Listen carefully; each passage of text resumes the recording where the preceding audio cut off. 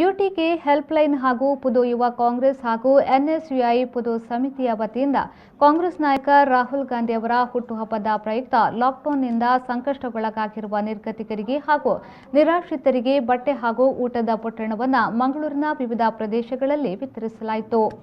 ರಾಹುಲ್ ಗಾಂಧಿ ಅವರ ಹುಟ್ಟುಹಬ್ಬದ ಪ್ರಯುಕ್ತ ನಮ್ಮ ರಾಷ್ಟ್ರೀಯ ಕಾಂಗ್ರೆಸ್ ಪಕ್ಷದ ಉಪಾಧ್ಯಕ್ಷರು, ಯುವಕರ ಕಣ್ಮಣಿ ಮತ್ತು ಈ ದೇಶದ ಮುಂದಿನ ಪ್ರಧಾನಿಗಳಾಗಿರ್ತಕ್ಕಂಥ ಭವಿಷ್ಯದ ಪ್ರಧಾನಿಗಳಾಗಿರ್ತಕ್ಕಂಥ ರಾಹುಲ್ ಗಾಂಧಿ ಅವರ ಈ ಹುಟ್ಟುಹಬ್ಬದ ಪ್ರಯುಕ್ತ ಯುವ ಕಾಂಗ್ರೆಸ್ ಸಮಿತಿ, ಯುಟಿಕೆ ಹೆಲ್ಪ್ಲೈನ್ ಮತ್ತು ಎನ್ಎಸ್ಯುಐ ಇದರ ವತಿಯಿಂದ ಇವತ್ತು ನಿರಾಶ್ರಿತರಿಗೆ ಅವರಿಗೆ ಊಟದ ವ್ಯವಸ್ಥೆ ಮತ್ತು ಬಟ್ಟೆಯನ್ನು ಕೊಡ್ತಕ್ಕಂಥ ಕಾರ್ಯಕ್ರಮವನ್ನು ಇವತ್ತು ನೆರವೇರಿಸಿದ್ದೇವೆ. ಬಹುಶಃ ರಾಹುಲ್ ಗಾಂಧಿಯವರ ಚಿಂತನೆ ಏನಿದೆ ಅಂತ ಹೇಳಿದರೆ, ಈ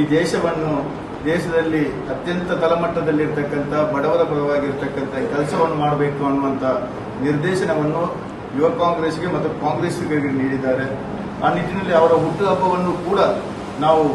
ನಿರಾಶ್ರಿತರೊಂದಿಗೆ ಅವರೊಂದಿಗೆ ನಾವು ಮಾಡತಕ್ಕಂಥ ಕೆಲಸ ಕಾರ್ಯವನ್ನು ಇವತ್ತು ಮಾಡಿದ್ದೇವೆ ಅಂತಕ್ಕಂಥ ಮಾತನ್ನು ಹೇಳಿ, ಈ ಸಂದರ್ಭದಲ್ಲಿ ಮಾಜಿ ಜಿಲ್ಲಾ ಪಂಚಾಯತ್ನ ಸದಸ್ಯ ಹಾಗೂ ಕೆಪಿಸಿಸಿ ಹಾಗೂ ಸಂಯೋಜಕರಾದ ಉಮರ್ ಫಾರೂಕ್ ಪರಂಗಿಪೇಟೆ, ಜಿಲ್ಲಾ ಯುವ ಕಾಂಗ್ರೆಸ್ನ ಪ್ರಧಾನ ಕಾರ್ಯದರ್ಶಿ ದೀಕ್ಷಿತ ತಾವರ,